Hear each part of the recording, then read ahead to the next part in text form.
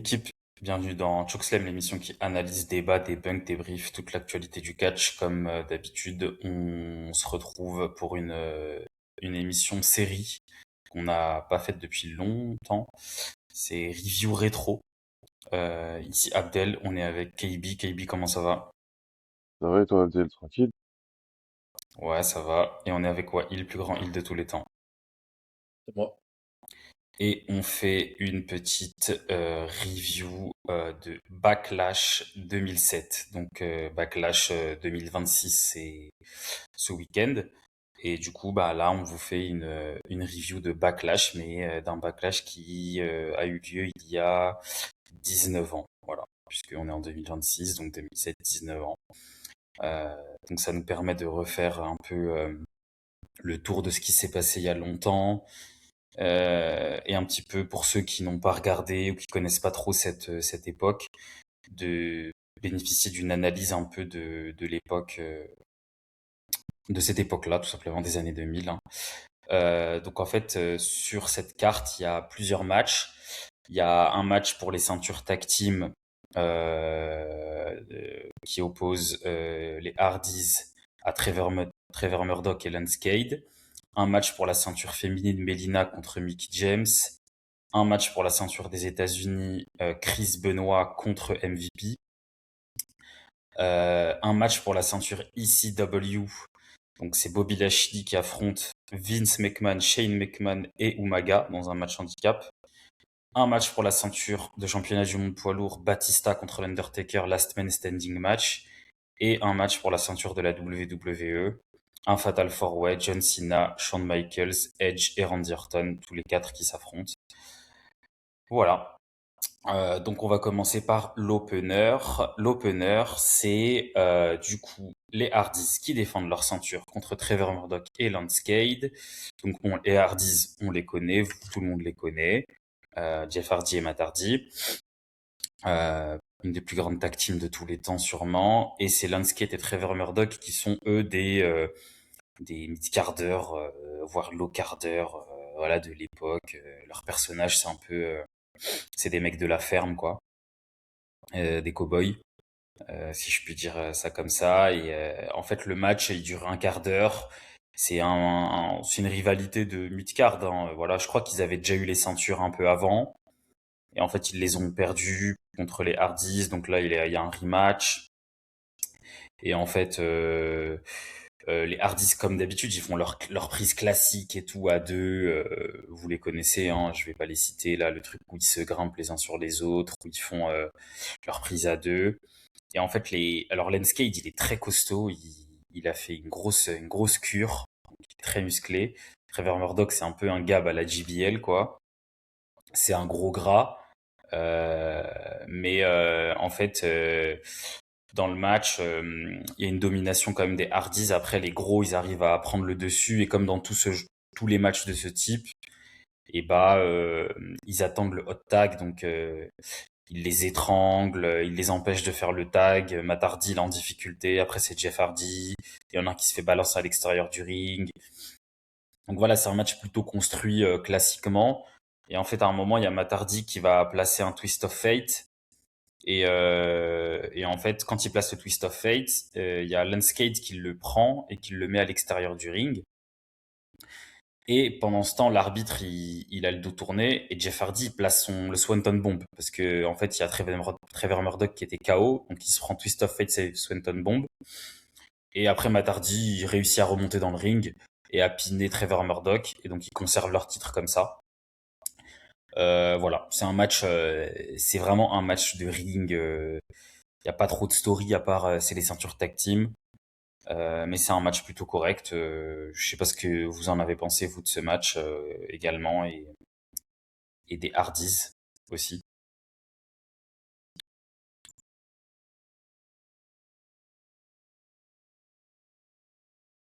Ouais, bah, franchement, pour le coup, cette époque-là, il n'y avait pas de. Enfin, bah là, il y a les Murdoch un peu en jobber, quoi. Mais sinon, sur une affiche, en général, t'as pas d'affiche où c'est un jobber contre un jobber sur un pay-per-view ou ou un show, etc., il y a toujours des stars, quoi qu'il arrive, parce que pour la plupart, ils ont des persos.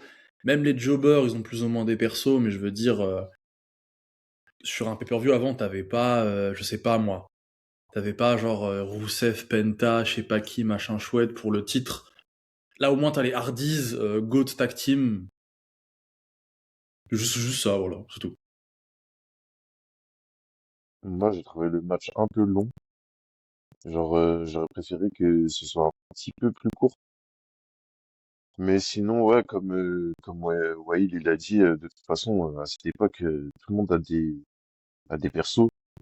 Et c'est ça qui fait la diff, en fait. C'est ça qui fait la diff par rapport, je trouve, à l'époque de maintenant. C'est que tu peux mettre un peu n'importe qui dans un match. Il va savoir comment interagir avec la foule, au bon moment, pourquoi. Enfin, rien n'est laissé au hasard, en fait. Et c'est ça que j'aime bien dans cette époque-là, qu'on a un peu perdu maintenant. Mais ouais, sinon c'est un match classique en vrai. Bon. Ouais, c'est vrai qu'ils sont, ils étaient déjà de toute façon à un moment de leur carrière où bah, ils avaient quand même d'expérience quoi, les Hardys, donc c'était une grosse tag team. Après, c'est les ceintures tag team de Raw et les ceintures de SmackDown aussi. Bah, là, elles étaient pas défendues, mais parce qu'en fait, 2007, c'est un peu l'année où ils ont réuni tous les shows dans le même pay-per-view, parce qu'avant ils faisaient des pay-per-view Raw, des pay-per-view SmackDown. Là, il y a tout le monde. Euh, Raw, SmackDown, tout est mélangé. Euh, donc voilà. Donc on passe au deuxième match. Le deuxième match, du coup, c'est le. Alors avant le match, il y a un segment parce qu'il y a des segments backstage aussi. Il y a un segment entre Shane McMahon et Vince McMahon. Donc on voit Vince et Shane. Vince qui s'est fait raser la tête parce qu'il a perdu son match, sa confrontation face à Donald Trump. Et en fait, comme ils ont le match pour la ceinture ECW, bah ils se discutent pour savoir qui va récupérer le titre en fait, parce que comme c'est un match handicap, en gros, faut qu'il y en ait un qui porte la ceinture quoi. Donc s'il gagne, qui ce sera? Et en fait, Shane, Vince il dit c'est toi Shane mon fils qui va la prendre, etc. Et puis après Shane il revient, il dit mais c'est mieux si c'est toi papa, le GOAT, voilà t'es le boss et tout. Et finalement on voit bien que c'est Vince qui veut la ceinture. Euh, voilà, il veut écraser Bobby Lashley. Il en a marre de Bobby Lashley. Donc voilà. Après ça, on a un match, c'est Melina contre Mickey James pour la ceinture féminine championne du monde. C'est un match, voilà, c'est le pire match de la soirée, je pense, sans aucun doute. C'est vraiment très pauvre les filles à cette époque-là, donc c'est très dur de. C'est pas comparable après, hein, mais on est obligé quand même de comparer. Et c'est vrai que quand on a des Charlotte maintenant, des Rhea Ripley, des monstres comme ça, même des Tiffany Stratton, même enfin le in-ring, là pour le coup, le in-ring c'est nul, l'histoire c'est nul, là il y a tout qui est nul, hein, donc ça peut pas être, ça peut pas être bien quoi. Elles passent leur temps à se sauter dessus en fait, il y a zéro move. Elles passent leur temps à se faire des splashs, donc et à se sauter dessus et se mettre des droites. Voilà, c'est insupportable. Enfin, moi j'ai trouvé ça horrible à regarder, mais je pense que vous c'est la même chose, j'imagine. Donc je pense pas qu'on va rester là-dessus. On va passer directement à le match d'après. Alors il y a encore une interview de Edge. Donc Edge qui se fait interviewer en backstage. Voilà, il dit ouais, je suis content que Cena et Michaels, parce Cena et Michaels à Raw, ils ont fait un match où Michaels a gagné de 45 minutes et tout. Il dit je suis content que Cena et Michaels ils se soient arrachés la gueule, ils sont fatigués. Comme ça, je vais pouvoir en profiter. Et il y a la Mr. Kennedy. Mr. Kennedy qui à l'époque avait gagné Money in the Bank à WrestleMania, qui vient et qui le nargue un peu, qui lui dit voilà, écoute, euh, fais attention en gros, parce que ça peut être ma soirée. Et voilà, il lui montre la mallette et tout, et après il part quoi. Et donc Edge, il a un peu le seum. Donc ensuite, on a Benoit, Chris Benoit, le défunt, champion des États-Unis, qui affronte MVP, Montel Vontavious Porter. Euh, donc c'est encore un rematch, hein. Parce que Benoît avait gagné, après je crois MVP avait regagné, mais sans la ceinture. Et donc là, c'est un peu le troisième match. Et en fait, c'est un match un peu soumission technique. MVP il fait que des prises de soumission à Benoît. Mais Benoît, dès qu'il prend le dessus, c'est Chop, German, que des grosses prises, quoi. Que des grosses prises. Benoît, on connaît Benoît, hein, c'est dur. Benoît, c'est la lutte dure. C'est dur sur l'homme. Et en fait, à un moment, il y a Benoît, il place 5 German d'affilée, et il veut faire son flying headbutt, mais il est contré, MVP se tourne, il met ses genoux, donc il éclate Benoît, et après, il lui fait son Boston Crab, le crabe de Boston, voilà, crabe de Boston, mais après, Benoît, il contre une souplesse en crossface, là, il se prend un crossface de Benoît, ça fait mal, mais MVP, il résiste. Et en fait, il y a MVP qui va tenter une prise et Benoît, il va le prendre en roll-up et Benoît, il va gagner en roll-up. Donc, il bat MVP sur un roll-up. Victoire de Chris Benoît qui est à domicile. Donc, quand même, grosse pop à domicile et tout. Et, euh, et voilà. Qui conserve son titre des États-Unis. Donc, c'est une rivalité qui dure depuis quelques semaines. Euh, voilà. Est-ce que vous voulez ajouter des choses sur Benoît MVP, ce match? Bah franchement, comme t'as dit, c'est un match bien à l'ancienne, bien soumission, bien technique. Euh, mais étonnamment, je l'ai pas trouvé si long.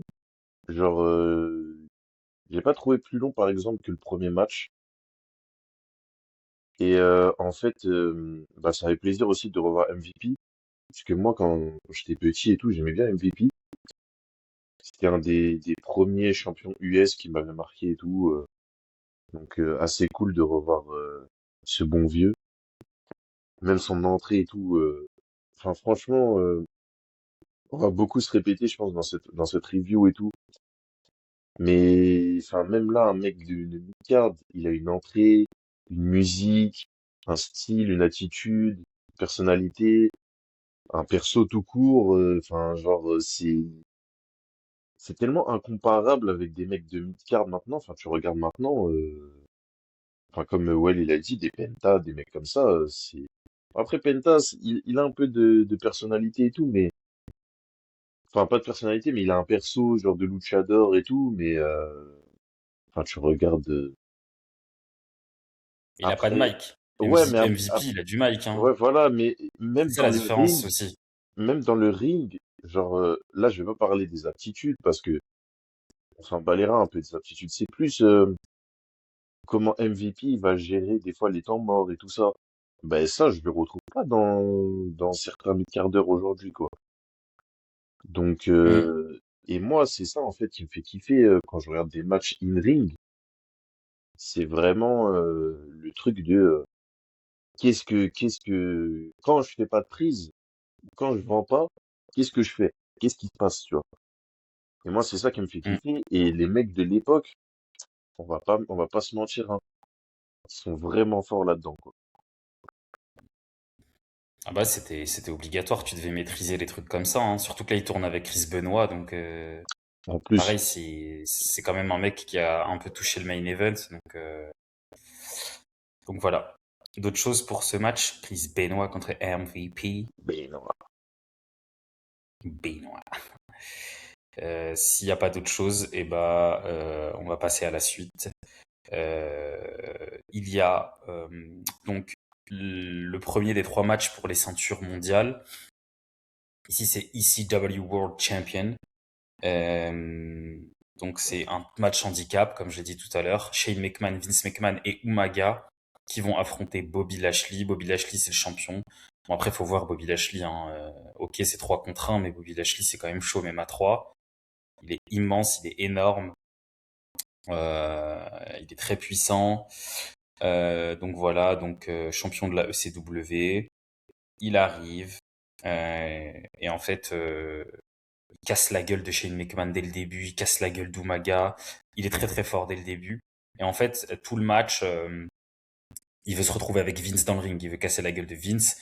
Et Vince, il joue le mec qui dit, enfin, on le voit, il dit à Bobby Lashley, en gros, me force pas à monter dans le ring et tout. Ça fait un peu comique, quoi, comme s'il allait lui faire quelque chose, mais il le joue tellement bien, Vince. En gros, si je rentre dans le ring, tu vas le payer et tout. Sauf qu'à chaque fois, bah, Shane et Umaga, ils sont là pour empêcher qu'il y ait la confrontation, quoi. Donc, mais enfin, Shane, il prend des spots, des verticales souplex, il se fait soulever. Mais en fait, après, il fait des trucs de Shane, quoi. Donc, il baisse la corde au moment où Lashley il arrive, donc Lashley tombe, il fait que des trucs de vicelard, quoi. Et comme ils sont à 3 contre 1, bah, c'est facile à chaque fois de parasiter Lashley. Et puis Umaga, après, dès qu'il a le dessus, c'est compliqué parce que bah, il est énorme lui aussi. Et en fait, il faut attendre un moment. Il y a un moment, Lashley réussit à attraper Vince et il veut lui mettre le power slam, sauf que il y a Shane qui attrape la jambe de Lashley, Umaga qui le tape. Et donc l'arbitre, il en a marre parce qu'il fait que leur dire vous avez pas le droit, vous avez pas le droit parce que ça reste un match en tag, donc il faut taguer. Et Shane, il en profite, il met un gros coup de ceinture dans la tête de Lashley. Et ensuite, après, c'est fini pour Lashley puisque euh, il va, euh, il va se prendre des splashs d'Umaga là, 2 ou 3 splashs comme un peu Bronson Reed là. Et en fait, à chaque fois, Vince il tag et Lashley kick out. Et au bout d'un moment, il retag Vince et là, il arrive à piner Lashley. Et donc, victoire des trois là. Et donc, le nouveau champion de la ECW, c'est Vince McMahon, le GOAT. Voilà, il gagne un nouveau titre dans son palmarès. Vince est champion de la ECW. Il serre la main d'Umaga à la fin. Et voilà, et Lashley, il perd son titre. Et Vince, il repart de Backlash avec une nouvelle ceinture.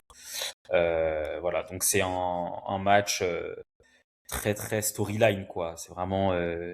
tout le match, en fait, l'histoire, c'est ça, c'est l'histoire qui est racontée. C'est une rivalité qui dure depuis la road de WrestleMania, donc ça commence à dater. Euh, Qu'est-ce que vous en avez pensé de ça, de cet angle et de ce match? Vince, c'est le GOAT ultime, hein.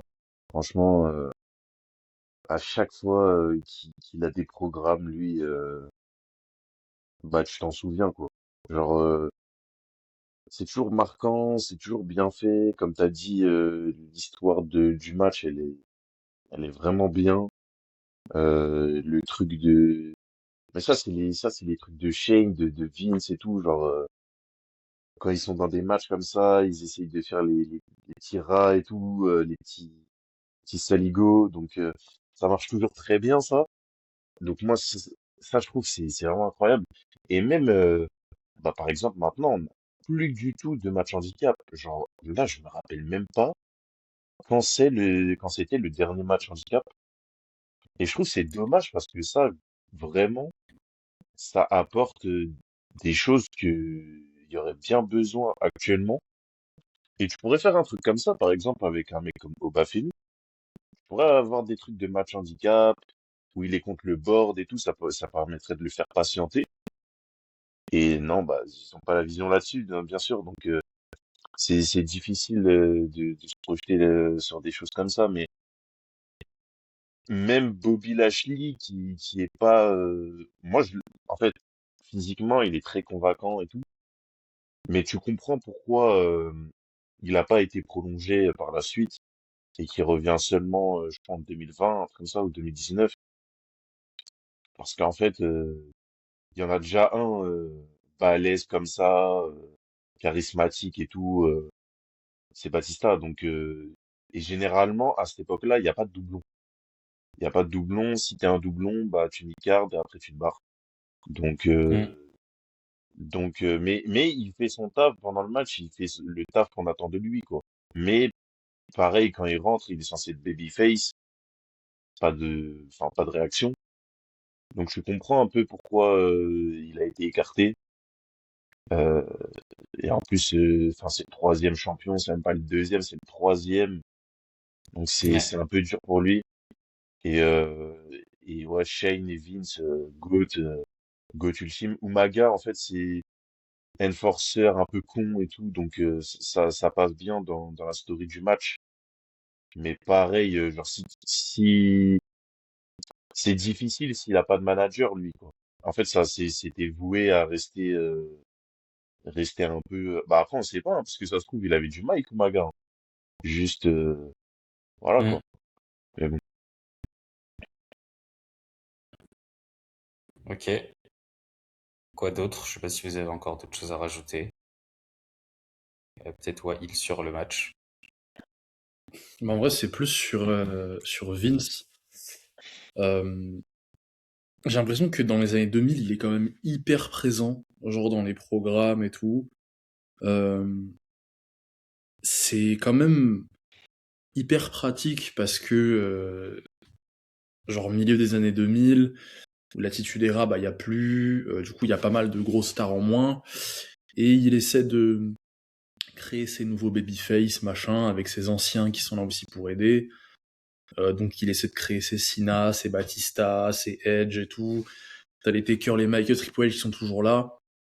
Mais aussi, il est là pour faire en sorte que t'aies certains des poids mid-carders qui puissent vraiment se lancer directement dans des programmes où il y a de l'engouement de ouf et où le côté comique il va grave aider en fait. Et c'est vrai qu'aujourd'hui, on n'a plus du tout là où franchement ça pourrait servir surtout pour des mecs qui n'ont pas de perso, au moins qu'il y ait du divertissement dans leur programme. Après aujourd'hui, on est quand même dans une ère où bon, il y a Netflix, il y a machin, il y a truc. On veut quand même, on dirait, essayer de montrer que le catch, c'est quand même un peu sérieux, c'est de la performance sportive. D'où je pense quand même cette présence du in-ring vraiment, même en mid-card et tout. Là où en vrai, ce qui rassemble les gens, je pense, c'est vraiment la capacité des programmes à entraîner. Et quand c'est pas le main event, il faut au moins que ce soit, je pense, marrant ou que ça fasse peur ou un truc quoi. Et aujourd'hui, il y a pas du tout ça. Aujourd'hui, il y a même pas vraiment de mid-card en vrai. Il y a le main event et après il y a quasiment que des jobbers. Genre. Donc c'est que des mecs, c'est galipette, enfin et les mid-carders, c'est genre McIntyre il se fait expulser du main event quoi. C'est ça les mid-carders. Et c'est même pas des mid-carders, c'est des main eventers en vrai. C'est juste qu'ils ont pas de place pour être en haut, en fait. Donc c'est vrai qu'à l'époque c'était bien ça, que Vince il soit grave là, dans les programmes et tout. Même les petits segments backstage ou dans les bureaux qui sont hyper marrants et tout. Franchement, Vince, tu sens que lui par contre, le produit, c'était le sien, qu'il l'aimait trop, que enfin ça se sentait de fou en fait dans ce genre de programme là. Genre le mec il a 58 ans, il met un durag, il est champion, ça veut rien dire, mais c'est trop bien. Enfin c'est et Shane pareil, hein, Shane bah voilà typiquement Shane il sait pas tenir un mic. Par contre tout dans l'attitude, l'acting, tout dans la gimmick quoi. Et c'est parfait. Et en plus lui il a le truc où des fois il fait des spots de suicidaire, bon ça c'est des mecs spéciaux, mais le mec c'est pas que les spots, en vrai Shane même si c'est beaucoup ça, il est super marrant.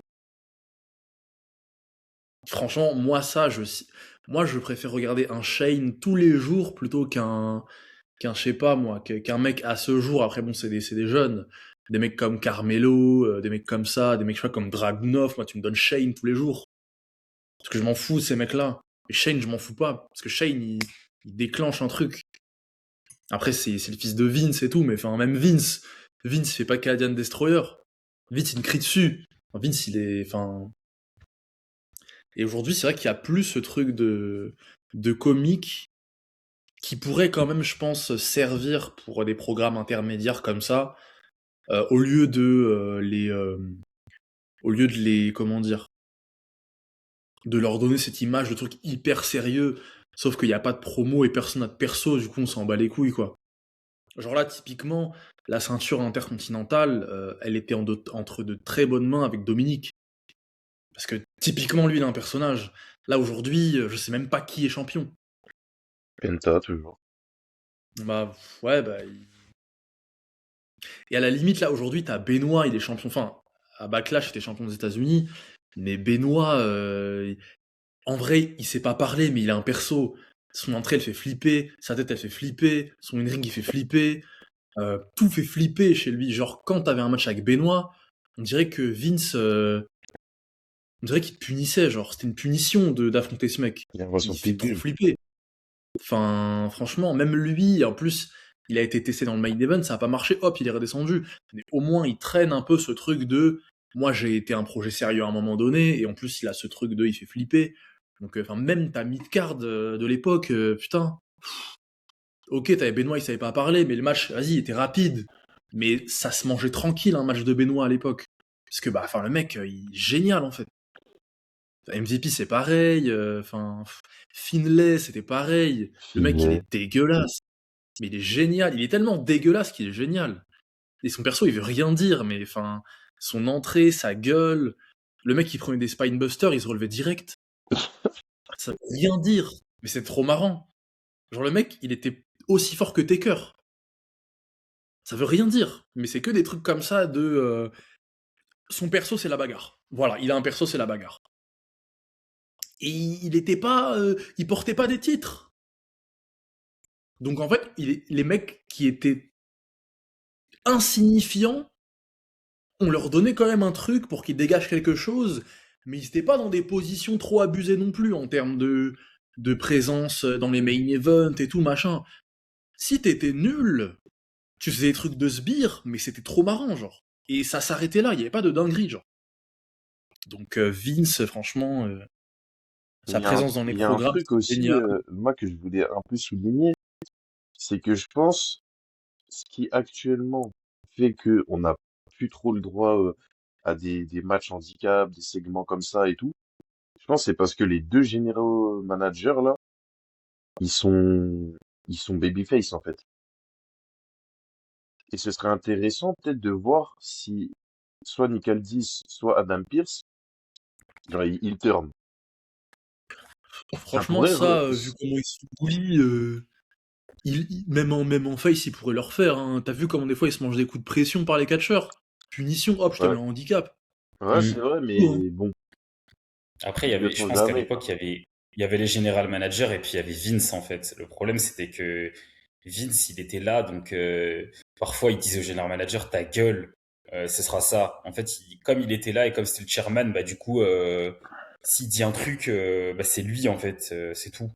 Et il y avait ce truc de patron dictateur qui écrasait tout le monde, qui a plus aujourd'hui, puisque les mecs c'est Tikeo maintenant. Faudrait Donc, en que fait, les mecs, Hunter tu il les en, reprenne le poste. bah, en fait, il y a plus de boss, en vrai. Avant, le boss, c'était Vince. Il y a plus de boss maintenant. Le boss, c'est qui? C'est le mec de Final TKO, boss. mais c'est un mec que t'entends autant parler dans les interviews que, mais c'est jamais un mec qui va arriver, qui va dire, bon, à la limite, le mec qui a ce rôle-là aujourd'hui, c'est Rock, on va dire, parce qu'il est au board et que c'est un mec du business, mais il est pas là, donc ça n'a pas de sens. Et Triple H, il vient que pour, en fait, il fait que parler sur les réseaux et trucs. Mais en fait, ce con, il devrait utiliser son poste pour se faire un perso. En fait, moi, j'ai jamais compris aussi pourquoi Triple H, là, depuis toutes ces années, il se fait pas un perso, en fait. Où il vient en mode, il est Vince, quoi. Genre en mode, c'est lui le boss des general managers, c'est lui. Il devrait se faire un perso comme ça. Parce que ce serait plus intéressant pour plein de stories, en fait. Parce que ça ferait ce truc de board qui est là, qui fait chier et tout. Même si on sait qu'il y a des gens au-dessus de lui, c'est pas grave. Mais, euh, mais ouais, c'est ça qui est dommage, quoi. Et c'est vrai qu'à l'époque, il y avait ça. Vince, il était trop présent dans les segments pour, euh, pour, pour, pour mettre le bout de son nez, pour dire ouais, on va faire ça, on va faire ci, ça change. C'est lui qui bouquait les matchs parfois. Donc voilà. Hein. Et ben on va passer au match suivant. Le match suivant, donc c'est le match pour le titre de championnat du monde poids lourd. Undertaker qui défend sa ceinture contre Batista dans un last man standing match. Donc Batista qui a perdu sa ceinture à WrestleMania. Undertaker 15-0 à WrestleMania qui gagne la ceinture. Là, c'est vraiment c'est Batista Prime, c'est Undertaker Prime, ça fait flipper. C'est quasiment 300 livres les deux. Voilà, il y a pas de là il y a pas de ça c'est main event. Hein. C'est pas dans le main event mais c'est main event quoi. C'est pareil quoi. Il y a deux main events en gros là. Et Et le match, c'est physique, hein. C'est physique, c'est équilibré. Les deux là, ils sont lourds, ils sont gros, ils transpirent au bout de 5 minutes. Ça met des grosses prises. Il y a gros leg drop de Taker là, à un moment sur l'apron. On dirait il va casser Batista en deux. Ça se pousse dans les escaliers. À un moment, il y a un coup d'escalier aussi de Taker sur la tête de Batista. Taker, il enlève ses bretelles là, tu vois ses pecs. Superplex de Taker. Ça, il y a qu'à cette époque-là, tu peux voir superplex de Taker. Leg drop là de Taker sur la table des commentateurs, il casse la gueule de Batista. Batista, il se fait péter la gueule, hein. À un moment donné, là, il voit pas le jour. Et en fait, donc à chaque fois, il se relève à 9, Batista, à peu près, 8, 9. Et à un moment, Batista, il réussit à s'en sortir dans le ring, il met un spear. Et après, il enchaîne des spinebusters. Il prend Taker, il le relève, spinebuster, des gros spinebusters. Et Taker, c'est un tricheur, il se relève. Taker, il place un chokeslam. Batista, il se relève. Ensuite, Taker, il passe un tombstone. Taker, il se relève encore. Batista, il se relève lui aussi. Batista, il met un moment, mais il y a un vieux coup de chaise à Taker, là, un coup de chaise de merde. Et il veut lui mettre Batista bombe sur la chaise, mais il n'arrive pas. Taker, il contre. À un moment, il y a Taker qui met des droites à Batista dans le coin. Et Batista, il met un Batista bombe, il en profite. Taker, il se relève. Et en fait, c'est que ça tout le match, hein. Il se passe des gros moves, des gros trucs. Il n'y a pas de headlock, je sais pas quoi, là. Ça n'existe pas avec eux. C'est que des trucs de porc. Ça s'envoie. Et en fait, ils vont jusque sur le stage au fond, là. Et en fait, Batista et Taker, ils se mettent des droites. Et en fait, Taker, il veut mettre un tombstone. Sauf que Batista, il le contre. Et après, Batista, il va se plonger, il va lui mettre un spear. Et ils vont atterrir dans le vide, là, vers vers l'endroit où il y a du matériel, des caméras et tout. Et en fait, ils vont être tous les deux KO, ils vont jamais se relever. Donc, il va y avoir un match nul. Donc, Taker, il conserve parce qu'il y a match nul. Ils se sont pas relevés au compte de 10. Donc c'est un match, comme je disais, c'est un match très, ça va droit au but, quoi. Euh, ils avaient déjà eu un match à WrestleMania qui était très bon. Là, ils refont un deuxième match quand même assez très bon. C'est vraiment une rivalité quand même de qualité. Alors, il n'y a pas beaucoup de segments au micro entre les deux parce que c'est pas des mecs du mic. Et puis c'est deux babyface, donc c'est Batista qui dit salut Taker, félicitations pour ta victoire, je veux mon match revanche, quoi. Et en gros, après, Taker, lui, c'est maintenant je vais te prendre ton âme. Bon, le personnage de Taker, on connaît, Deadman. Maintenant que je t'ai pris ta ceinture, je vais te prendre ton âme. Et Batista qui est en mode c'est ma ceinture, je vais la récupérer. Voilà, c'est deux gros babyface énormes. Je pense que c'est les mecs les plus forts à cette époque-là, vraiment en termes de booking. Je sais pas s'il y a des gens qui peuvent les battre. Et Batista, il a une blessure à la jambe parce que Finlay à SmackDown, il lui avait mis des coups de bâton. Parce qu'il y a toujours Finlay et Booker T là qui cassent les couilles là, ces parasites là à SmackDown. Mais voilà. Donc voilà, je vous laisse commenter le match aussi pareil. Batista Undertaker. Ah, Last Man Standing. moi, c'est ma cam, hein. Ce genre de match-là, comme t'as dit, grosse prise, spinebuster, leg drop, tombstone, chokeslam. C'est que des prises impact, des power slams. Après, ça utilise bien la stipulation. Ça fait des gros spots, mais en même temps, pas trop dangereux, mais gros spots quand même parce que c'est des mecs de, comme t'as dit, 300 livres. Donc, ça, c'est bien. Et moi, ce que j'ai kiffé, en fait, c'est le booking du match. En fait, c'est exactement le style de match qu'il fallait faire, la fin qu'il fallait faire, parce que du coup, après, bah là, ça va donner lieu à un troisième match, je crois, il me semble, par la suite. Je sais pas si... Bah en fait pas vraiment parce que en fait Taker enfin oui mais Taker il va perdre sa ceinture parce que Edge il va cash in. Mais en fait c'est parce que Taker il sera blessé et Ok, Edge entre-temps il aura pris la mallette à Mr Kennedy ce tricheur en fait c'est ok, Mark ok, Henry après qui bref. Mais après il y a Batista Edge en fait. ok, ouais, ouais, Au pay-per-view d'après c'est Batista Edge, il y a plus Taker. ok. Parce que Mais du après plus coup, tard dans l'année il y a un autre match avec il y a- Stone Cold en arbitre. Ok. Ah oui, ouais. C'est à Cyber Sunday, non? Un Ouais, truc c'est comme ça? ça. Ouais. Mm. Mais ouais, enfin tout ça pour dire que je pense que dans le truc de base, ça devait donner lieu à un troisième match. Et du coup, il y aurait dû avoir un gagnant, peut-être Batista, parce qu'il a perdu, enfin, il a perdu une fois à WrestleMania, là c'est égalité.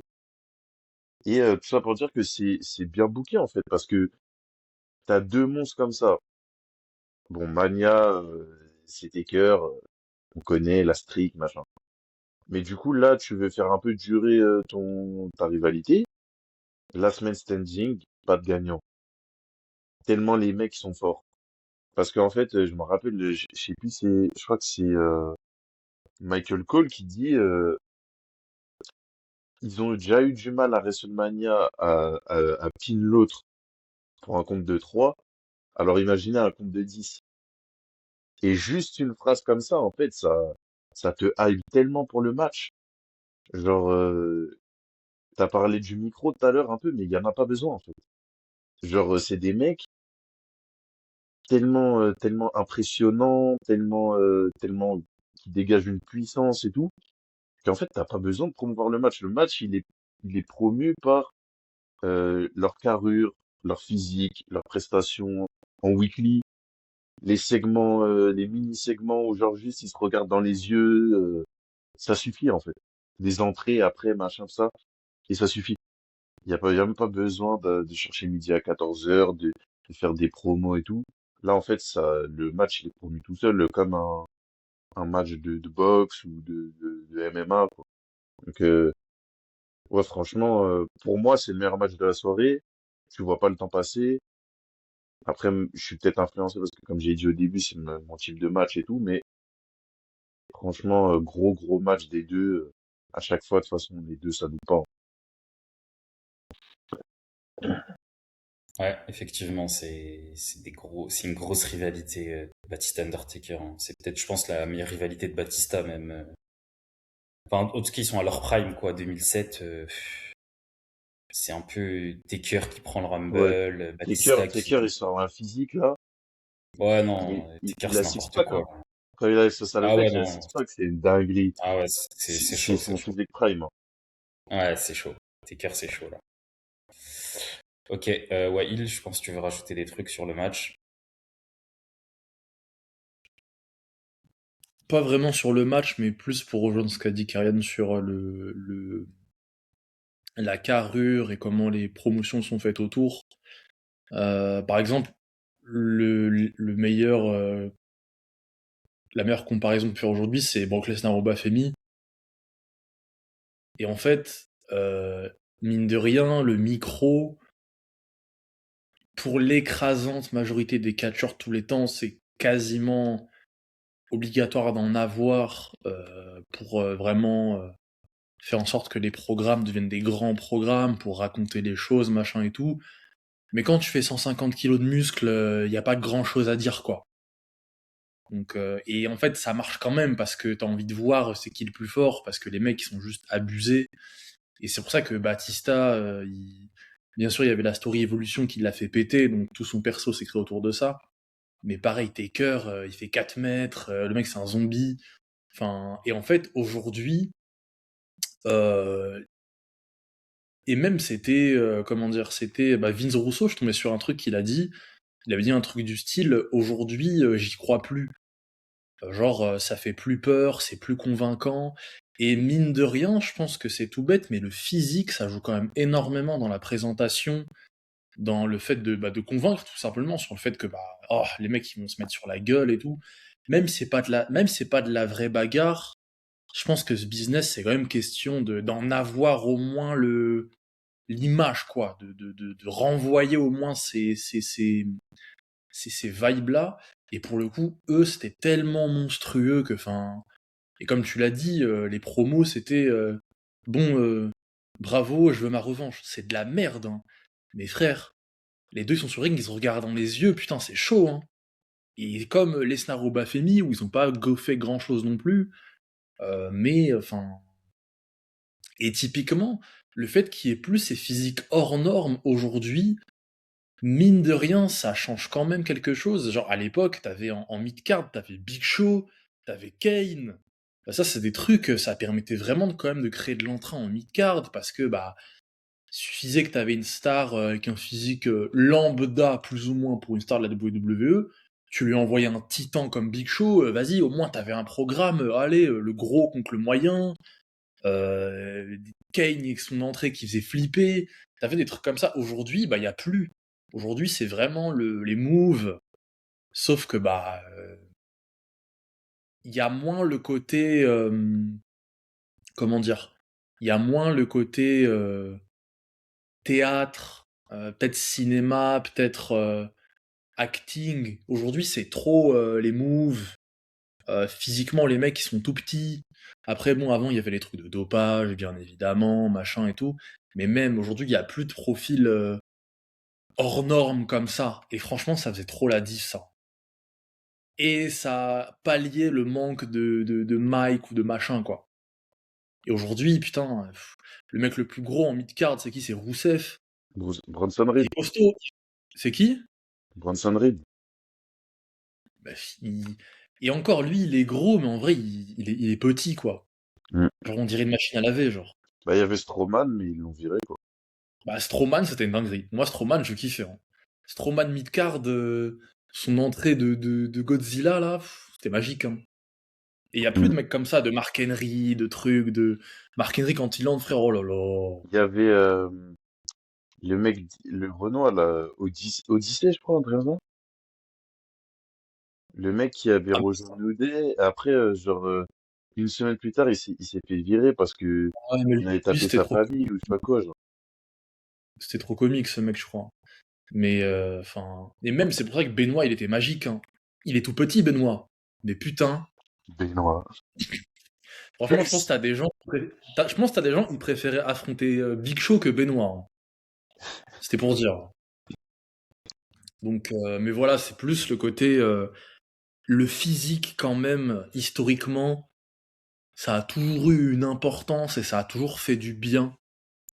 La carrure, impressionner, machin et tout. Là où aujourd'hui, par exemple, c'est comme quand Drew, il dit... non, mais il y a des mecs aujourd'hui, on dirait même pas qu'ils poussent à la salle, quoi. Enfin, alors que c'est censé être sur ça que le business s'est fondé quand même. Les corps de super-héros, de machin, de trucs. Ça fait peut-être un peu bateau, bourrin, mais c'est juste vrai en fait. Genre, et aujourd'hui, bon, bah après c'est un autre truc, hein. C'est les stories commencent visiblement à s'en éloigner. On recrute des mecs pour recruter des mecs. C'est les moves, c'est. Mais bon, tu perds de plus en plus de ta capacité à entraîner les gens. Enfin, je pense, hein, même si bon, il y a le truc de billets qui se vendent, machin et tout, mais le physique, le physique, très important. Ça peut donner des persos, carrément, en fait. Donc voilà.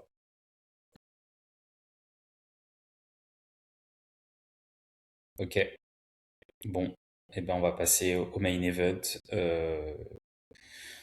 Fatal 4-Way pour la ceinture de la WWE. John Cena qui défend son titre contre Shawn Michaels, Edge et Randy Orton.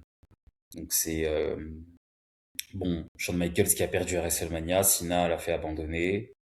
Et en fait, ça fait longtemps que les quatre ils sont en rivalité, puisque même Edge et Orton, en fait, Shawn Michaels, il avait battu Edge et Orton dans un triple threat pour avoir le shot à WrestleMania. Donc, en plus, il y a eu la rivalité avec DX, Rated RKO et DX qui depuis des mois et des mois s'affrontaient. Cena, l'année d'avant, qui a été dans plusieurs matchs de championnat assez iconique avec Edge. Edge qui avait cash-in sur Cena. Donc en fait, c'est ce qu'on appelle une storyline long terme, quoi. Vraiment, les quatre là, ils se tournent autour. Il y a peut-être un peu Randy Orton qui est un peu en retrait, en mode rookie. Mais en tout cas, Edge et Shawn Michaels, vraiment, c'est vraiment les mecs qui essayent d'attraper Cena et la ceinture de Cena, quoi. Mais bon, Cena, il s'y arrive pas parce que Cena, il est ultra populaire, les enfants, trucs, le merch. Bah, il est dans le main event, hein. Là, c'est C'est Cena qui a qui a les clés de la maison. Et donc, Fatal 4-Way, alors c'est un match très dynamique en fait, donc c'est un match où tout le monde joue sa partition très très bien, tout est très bien séquencé. En fait, t'as pas le temps de respirer dans ce match. Il y a un mec qui fait un truc, il y a un autre mec qui l'attrape. T'as pas le temps, tu vois pas le jour en fait. Donc voilà, donc Cena il place un moment un double leg drop. J'ai noté sur HBK Edge. Après, il y a HBK qui prend l'avantage, mais Edge il lui place un kick. Enfin, ça s'arrête jamais. Ensuite, il y a Edge et Orton, ils ont une petite discussion. Parce qu'en fait, là, de base, Edge et Orton sont en équipe. Donc en fait, Edge il dit à Orton, viens, on arrête de faire chacun pour sa peau, et viens, on s'allie en fait, comme ça, on va les niquer. Et donc en fait, Orton lui dit, bah vas-y, ouais, vas-y. Et en fait, il s'attaque à HBK, donc ils lui font la misère. Cena, il arrive à revenir dans le ring parce qu'il était à l'extérieur. Il place son Five Knuckle Shuffle sur Edge. Et après, il se fait attraper par Orton et Shawn Michaels. Et en fait, le personnage de Michaels, c'est aussi que c'est un peu un traître. Et donc, du coup, il pousse Cena sur le poteau. Et Shawn Michaels, il est juste derrière Orton et il pousse aussi Orton sur le poteau. Ensuite, il place Orton sur la table. Et il veut lui mettre un genre de pile driver de porc là. Mais Edge, il arrive, coup de chaise sur le dos de Shawn Michaels. Orton, il dit merci. Il fait un signe du pouce. Hein. Il dit à Edge, bien vu, parce que sinon il allait me foudroyer. Et Edge, c'est un chien aussi. Et Edge, il met coup de chaise dans la tête de Orton. Et en gros, va te faire foutre. J'en ai rien à foutre de toi. Sauf qu'Edge, il remonte sur le ring, il se prend un STF. Cena, il bloque Edge dans le STF là. Ensuite, Orton, il vient, il bloque Orton dans le STF. Ensuite, il veut bloquer HBK, mais HBK, il s'en sort. HBK commence à faire ses enchaînements, descendre du coude, atomic drop. Euh, Après, il y a Cena qui veut tenter une superplex. Et après, en fait, Edge et Orton, ils arrivent, ils prennent les deux jambes de Cena, ils le font tomber. Donc, ils tombent tous dans le ring. Et en fait, à ce moment-là, il y a Cena qui veut tenter un FU sur Edge. Sauf que Edge, il réussit à s'en sortir. Euh, et en fait, à ce moment-là, HBK il arrive, HBK il monte sur Edge, donc en fait Cena il porte Edge et HBK en même temps. HBK il descend, il veut placer un switch in music. Et il y a Orton, ce chien qui arrive, qui met un RKO de nulle part. Et ensuite après, ensuite Edge il place un DDT à Cena. Et Edge il est tout seul dans le ring, il prépare un spear. Et en fait, là, il y a une séquence où Edge, il part pour faire un spear. Cena, il saute, esquive. Ensuite, Orton, il tente un RKO. Sauf que Edge, il prend Orton, il le pousse vers Cena. Donc Cena, il prend Orton pour un FU. Sauf qu'en fait, Orton, il descend. Donc Cena, il repousse Orton sur Edge. Et là, il prend un spear en pleine vitesse. Ensuite, Edge, il arrive vers Cena. Cena, il met un FU. Cena, il se retourne, switch in music. Et en fait, Cena, il tombe sur Randy Orton. Et l'arbitre, en fait, il compte parce que Cena, il est sur Orton. Et victoire de Cena, 1-2-3. Cena, il est KO, mais il est sur Orton et il conserve son titre. Et Michaels, il se fait niquer parce que il a pas cassé le tombé avant. Donc, il aurait pu gagner le match, mais Cena a de la chance. Il remporte ce Fatal 4-Way de justesse et il conserve son titre encore une fois. Donc voilà pour ce Fatal 4-Way et pour ce main event. Qu'est-ce que vous en avez pensé? Bon, c'est un Fatal 4-Way assez classique dans la manière de faire. La fin est cool. Elle a déjà beaucoup tourné sur les réseaux et tout. Donc moi, j'ai pas mal kiffé, surtout la fin. Après, bah, en vrai, vu que c'est un Fatal 4-Way, tu t'ennuies pas. Il y a pas trop de headlock, de moments au sol et tout. Enfin, c'est assez dynamique. Maintenant, en vrai, à part Edge, bah, personne pouvait vraiment prendre le titre, j'ai l'impression. Et même Edge, en vrai, Cena, il est trop loin, il est trop fort, tu peux rien faire, en fait. Genre, c'est lui le boss, là. Donc, ouais, non, enfin, même Michaels, en fait, il y avait un sondage au début, qui va gagner le match? Je crois, Cena, il a gagné le sondage à plus de 60% et tout. Après, il y avait Shawn Michaels. Et après, il y avait Orton et Edge. Ils avaient des pourcentages ridicules. Donc ouais, en vrai, tu te rends compte que Cena, c'est déjà le boss depuis, enfin, depuis qu'il a gagné contre Triple H, en fait. Là, il est établi. Personne peut vraiment le bouger. Je crois, c'est pas Orton qui lui prend le titre dans l'année, à un moment. Genre, ils vont le tenter et tout. Il se blesse Sina, il rend le Ouais, titre. ouais, voilà. C'est ça. Donc, sinon, qui lui aurait pris le titre, je sais pas. Mais voilà, pas grand-chose à dire. Sinon, sur le booking de manière générale, comment c'est fait et tout. De toute façon, il n'y a pas beaucoup de segments au micro. Genre, il y a un segment au micro, je crois que c'est à Raw avant. Ou ouais, non, c'était avant Mania, parce qu'avant Mania, il y a, comme Batista, il choisit Taker. Du coup, bah, Shawn Michaels, Orton et Edge, ils ont pas de programme. Et du coup, ils challengent Hmm. tous Cena. Du coup, il y a un triple menace déjà à Raw, avant Mania, pour savoir qui va aller affronter Cena. Donc voilà, mais enfin c'est pas, enfin il y a pas trop de segments au micro, c'est Vince qui avait carry ce segment-là à Raw, donc je sais pas si après entre Mania euh, et Backlash il y avait beaucoup de segments, j'ai pas trop vu Bah, de toute ce façon, le truc-là. match de base, ça devait être Triple H Cena à WrestleMania, la revanche. Ah Et ouais, Triple H s'est blessé en fait. Donc tout ça là, c'est un plan B en fait. ouais. L'histoire avec Michaels, DX, ça devait être DX contre Rated RKO à WrestleMania en vrai, normalement. Donc c'est pour ça Et qu'ils ont, Cena il je devait pense, prendre gardé qui? Triple H. Et donc DX il devait, enfin Triple H il devait avoir deux matchs. Enfin non, en fait, il devait faire DX contre Rated RKO. Normalement, genre soit au Rumble, soit pour finir la rivalité, pour que après, genre Triple H, il affronte Cena, il affronte Cena à WrestleMania. Et en fait, l'objectif c'était que Triple H, soit il regagne le titre à WrestleMania, pour que après il y ait encore d'autres matchs, soit que Cena il rebatte Triple H et que définitivement ce soit clos.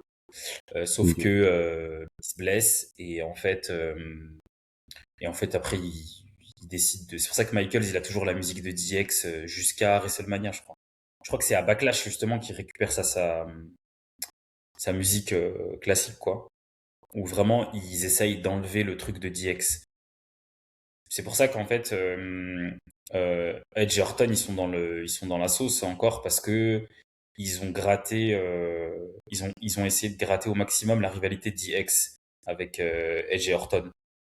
Ok, Donc c'est ouais. ça qui faisait qu'ils étaient pour là Edge et Orton en fait. Et après Edge aussi comme je disais c'est lui qui a cash in sur Cena l'année d'avant. Mm. Il l'a quand même battu à Boston chez lui à SummerSlam. Après Cena, il l'avait battu à Unforgiven, mais il y avait quand même encore parce qu'en fait Cena, il a jamais eu d'autres rivaux hein, depuis qu'il a la ceinture. Hein. C'est toujours Edge. Il y a eu Rob Van Dam vite fait, mais en fait c'est Edge quasiment toute l'année. C'était Triple H et Edge. Donc c'était un peu compliqué à Raw de faire sortir quelqu'un d'autre. Donc c'est pour ça que Mm. il y a encore là Triple H, il y a encore là un Fatal 4-Way avec tous là. Et le pay-per-view d'après, il prend Great Khali. Ah ouais. Euh, Etienne, ouais. je suis mort. Donc voilà.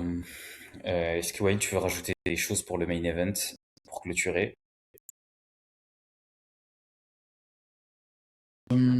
Ouais, le match était stylé en vrai. La fin, surtout, elle est connue quand même. Mais fin, franchement, le backlash, il est gras. Hein. T'as Batista, t'as Taker, t'as Cena, t'as Michaels. C'est une dinguerie quand même. Hein. Donc, mais ouais, le match, Michael, c'est le GOAT en vrai, hein. Franchement, dans le ring, c'est chaud quand même, hein. Il est trop doué, genre. Il est parfait. Franchement, il est parfait. Les moments où, des fois, il s'arrête d'attaquer et tout, il prend grave son temps. Ça, c'est le mec. Moi, à chaque fois que je vois Michael des années 2000, je me dis, mais il est tellement dans une classe à lui tout seul, c'est chaud. C'est chaud, c'est chaud. Mais Cena, putain, il est trop fort. Cena est trop fort. De toute façon, je sais pas s'il y a un mec qui a déjà booké, qui a été booké aussi fort, hein. L'année d'avant, il fait taper Triple H, là, il fait taper Michael cette année. Euh, il était trop loin, Cena, hein. Franchement, le mec, il lâche parce qu'il est blessé.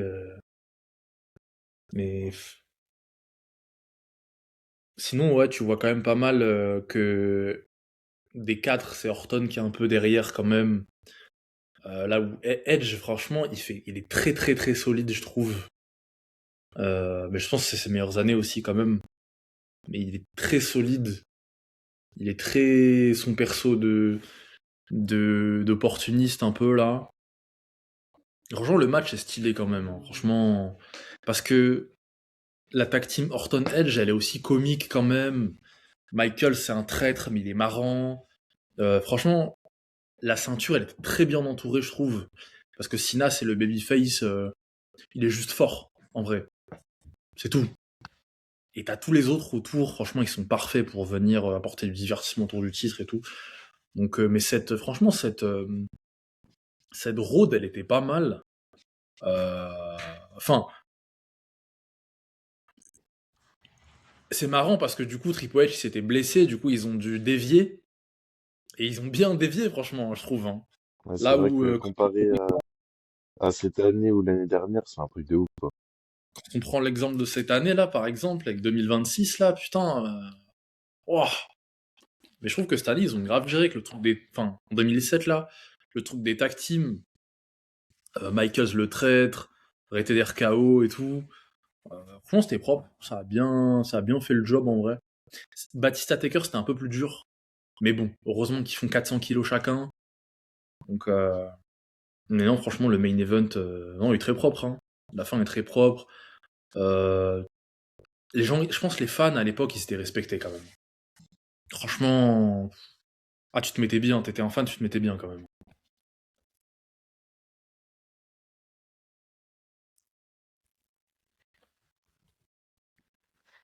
Voilà, c'est tout. Ok. Ouais, bah écoutez, c'est un backlash plutôt réussi. Post-WrestleMania. Après, c'était un gros WrestleMania aussi, donc gros backlash. Et puis, c'est les années un petit peu quand même où les grosses stars se révèlent, où enfin, voilà, elles sont au top du top.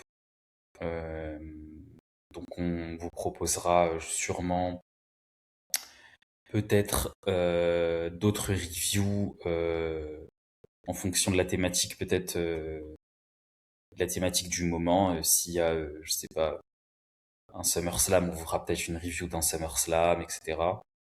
Mais c'était assez intéressant de voir effectivement comment étaient construits aussi les matchs, les personnages. Là, les main events, en fait, ils sont. En fait, il y a plusieurs main events, mais on va dire que là, les matchs, c'est plutôt par ordre d'importance. C'est un peu ça qui est fait sur ces années-là, quoi. Donc, il n'y a pas d'opener. Parce que sinon, on aurait eu, je sais pas moi, Batista Undertaker en opener. Ça n'existait pas avant ce système-là. Avant, on mettait vraiment les matchs les plus importants à la fin, mais c'est parce qu'il y avait aussi une question de. Parce qu'à l'époque, les gens, ils payaient pour regarder le show, mais je veux dire, ils payaient en une fois, c'est ça. Ils payaient $30 pour regarder le pay-per-view, quoi. Donc, c'est plus le même système maintenant. Aujourd'hui, l'abonnement Netflix, il coûte 15 € et vous pouvez regarder H24 tous les shows quand vous voulez. Avant, il fallait payer $30 pour regarder le show, quoi. Donc, c'était un système qui pouvait être très lucratif, mais il fallait faire payer les gens. Donc, pour faire payer les gens, si vous mettez, je sais pas, un gros match dès le début, pas sûr qu'il reste jusqu'à la fin, etc., etc. Donc, il y avait aussi ça.